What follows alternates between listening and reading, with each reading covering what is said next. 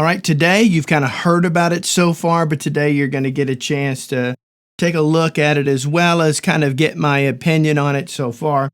I've been using the Console 1 Fader MK3 now for probably about 3 weeks. I've gone through all of the various beta testing to get it ready for prime time for all of you folks, and each one of those has come with improved enhancements or some bug fixes as you would expect. Now, let me talk about just the Console 1 system in general. I'm a huge fan of it. I am a huge fan of Softube's Console 1 system. I started out with the MK2, then went to the MK3, and this is my first experience with the MK3 fader. And I hadn't experienced any of their faders before, but my experience with this one so far has been absolutely fantastic. Now, I'm going to give you a little bit of perspective. I've used a lot of control surfaces here in the studio, and I'm going to go back quite a few years. I started out on a DigiDesign Pro Control, which is a 48-channel control surface. Then I upgraded to a DigiDesign D Command, a 24-channel D Command, which sat in this desk for many years. And then after that, I went with SSL's UF8s. And I had those rack mounted in here, and I absolutely love that control surface.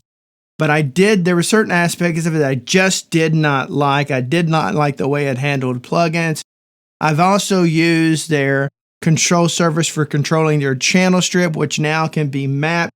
But I've gone through mapping before, and my experience with that is I'm not a fan of it. Now, that's just my personal choice. And I've gone through Mackie controls, and I've used Avid's S1 and S1 dock. I've used them all so far, and this by far has been my favorite working system since the DigiDesign D Command, and that's because the Console 1 is laid out almost identically to the way that the D Command was. You had your own section, which all the plugins were pre-mapped to it for your EQ, your own section where all the plugins were mapped to it for your compressor. And so that was a fantastic way of working. You develop kind of this motor memory, muscle memory kind of thing to where you know exactly where to go when you're either controlling an EQ or a compressor or anything else. Now, this takes what the D Command does or did and takes it to a whole new level. So this by far is my favorite control surface for controlling plugins. Overwhelmingly, the vast majority of plugins that I use in a mix are compressors and EQs. I, of course, use a lot of other plugins. I use analog gear as well, but a lot of it is really going to be in the compressor and the EQ as far as the overall percentage of total plugins on a particular mix. And every plugin that I would want to use for either compressor or EQ is already mapped to this, and I'm a huge fan of Softube's plugins, and of course all of Universal Audio's plugins can map with these as well, both native and the DSP. So that's some exciting stuff, and so everything I want to get done with this, the rest if I need to, I can use a mouse because I'm not likely going to remember the way I mapped it before because everybody goes crazy with the whole mapping stuff and nobody can ever remember where they map things to. Now that doesn't apply to everybody. In comes the fader. Now, the fader does everything for the most part that I would want in a fader. It works perfectly well with the Console 1 as far as controlling the plugins are concerned. I love that they use their own proprietary system, so it is not dependent upon UE. That's the biggest problem you've got with all the other control surfaces out there, with the exception of Avid. All the other control surfaces out there have to model UE, and UE is a very outdated protocol. So there are no limitations when it comes to being able to do things with this, as long as they write it into their plugin and into their own proprietary way of going about this. The only difference would be you've got Avid's UCOM, which has tremendous flexibility on it, but it comes with its own set of challenges. One of them keyly being that doesn't work with all digital audio workstations, whereas this does. You can use multiple digital audio workstations at the same time and go back and forth between them. I love that. Now let's kind of focus on the fader and how it works up here with the console one. If you'll notice here, I've got color codes along all of this. They are mapped to the color codes I've got in my Cubase. That's actually a new window, but I'll call it Cubase. For those of you out there, most of you are probably using Cubase. But all the channel color that I assign within my digital audio workstation comes over onto both the fader as well as the control surface. As I bank through certain things on here, the colors and everything start to change as well. And so this is aligned with, in other words, the first 10, and it has 10 faders, by the way. The first 10 faders are mapped to the first 10 buttons up here. So that makes it easy to navigate. You can select a channel from up here, or you can select it from down below. So in hand, they work absolutely flawless together. That said, a lot of the controls are basically the same, whether you're turning the Softube display on or off. You can do that from both units. So there's a lot of controls that you can do up here as well as down here. I would love to see some custom mapping for some of these buttons later on down the road, but I do understand that comes with the limitation of within their own proprietary system. So they would have to really go pretty deep into that to probably incorporate that. But it would be great if they could do that. It really would make it a no-brainer for everybody, I think, at that point. But this is an absolutely fantastic working system. I cannot strongly recommend it enough. Now, if you're going to consider buying this, and I'm going to talk more about this in a second, but if you're going to consider buying this or buying anything else, I have a relationship with Sweetwater. I'm part of their affiliate program. And all that basically means there's a link down below in the description if you use that link to go buy yourself a fader MK3 or a console one MK3 or anything else. I get a tiny percentage of it, and that's the way this channel really is sustained, because you don't make a lot of money off you. So I would appreciate if you appreciate the support and the work that I do for you guys, that you'll use that link whenever you go to purchase anything, from a mic cable up to your heart's content. I appreciate it, and please know that. There's also a link down below for Tommen for people over in Germany or in Europe in general. If you happen to shop from them, there's a link down below for that too, if you want to purchase any of these items from there. By all means, purchase from any vendor you want, but just know that you'll be helping me out if you use either one of those links, and know that I appreciate you. Now, let's get back to the fader. All your basic things that you would expect from it are there. Of course, you can adjust your pan. You can adjust all of your sends within, I think you've got up to 4 sends you can do here. Nope. Sorry, I repeat that, up to 6 sends that you can control here. So you can control all of that, all the basic stuff. Now, I will be doing a more in-depth kind of tutorial on this whole system at some point, really breaking it down for everybody to get into the nitty-gritty. So you're going to have to stand by on that. But I'll be kind of really doing a deep dive into it and really showing you all the tips and tricks and everything I've learned along the way. And maybe you can share some with me and we can learn together. Maybe some out there I haven't gotten to yet that you know. So this one has what's called haptic feedback. So if I'm moving a fader up and down, for example, I can feel when I'm at unity gain.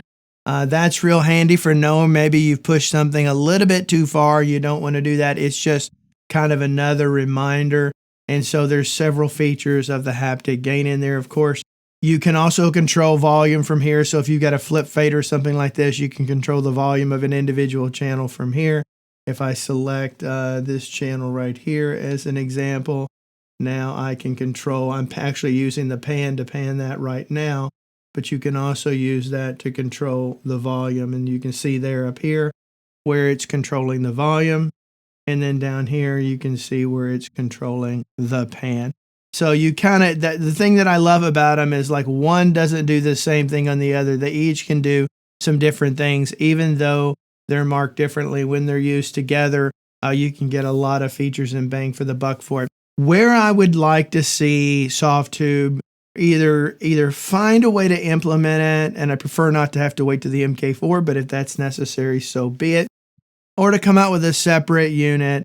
You can control transport with these units, but it's cumbersome. In the same way that before SSL came out with their dedicated unit of basically the master section that controlled your channel strip gave you one fader metering and some other things like that. It was very frustrating on the UF8s. I absolutely hated it because it was kind of buried in menu system. So I'm not a big fan of that. Now, my workaround for it, all of the features that this may or may not give you in your digital audio workstation, I can use with, let me dig this out over here. I can dig this out with this unit right here. And this is called a Loop Deck CT. And it's actually designed for, to use for video editing. And that's really what I originally bought it for. It's kind of a control surface for video editing. So when you're doing color grading, as an example, when I go to grade some of this and do a lot of editing, a lot of keyboard shortcuts are kind of built into that. And you just touch one and go. Well, you can also custom configure it for most major digital audio workstations. It comes pre-mapped for most of them automatically. And then you can put whatever you want into different layers and have your own set of touch keys for shortcuts within the system. So where this doesn't necessarily have a lot of those, some of it does, but it doesn't have all of those features, I can really get over here without needing anything else. Something as simple as if I want to, you can see my meter section up there going back and forth. And here you can see, you know, that expanding and everything. And I'm doing that with the Loop Deck CT. That really kind of makes it perfect for me. And over here, I've got a really kind of control central for all of my various monitoring and everything. That's a control surface that controls my RME UFX Plus over there. So anyway, I'm absolutely adoring the fader. So far, I think it's one heck of a buy. And without question, in this guy's humble opinion, this is the very best setup that most people will ever need at home. There are always exceptions to that. And maybe some of you watching this are an exception to that. This was a great workflow for me. Absolutely, to be honest with you, a flawless workflow for me. So if you've got a Console 1, if you haven't upgraded to the MKIII, it's a worthy upgrade. That I promise you. It packs a lot of punch over the MK2. And then ultimately, if you don't have a fader yet, and you're looking at adding some faders to your Console 1, the MK3 is an freaking standing addition to that, and I cannot recommend it enough. I absolutely love the Console 1 system. From controlling plugins to controlling my mixes, to me, it is the all-in-one solution out there, really, for the majority of people. And as you can tell, I'm a huge fan of it, and I strongly recommend it. And if you're on the cusp of buying one, I strongly recommend that you pull out your wallet and go buy it if you can afford it. This is the one I've decided I'm sticking with. So this is a Studio Talk system, if that means anything to you. I don't plan on it going anywhere. And if you'll notice over here, I also made these little custom side panels. Not sure how well you can see that in there, but I'll see if I can pop up a picture for you and show you that. I debated going back and forth about having the Console 1 down here and the fader over here, and then give me some more options behind it. But I can do that later on. I can always kind of go around, play back and forth, and see which one I like the best. But for right now, I'm enjoying this angle here. And so I've got these, and I'm going to offer these for sale here pretty soon.